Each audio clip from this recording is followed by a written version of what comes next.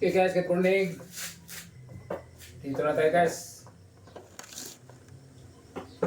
Bisa na tayo maglaba guys. Naibabad ko na to mula kayo ng umaga. Siguro malambot na ito ngayon.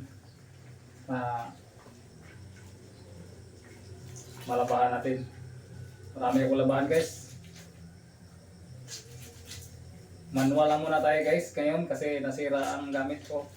Ang asing hindi pa napapayos. Kasi wala tayong pera. Pag magkaroon ako ng pera, at tayo magpayos ng washing machine. Kung hindi naman maayos, bibili na lang tayo ng bago.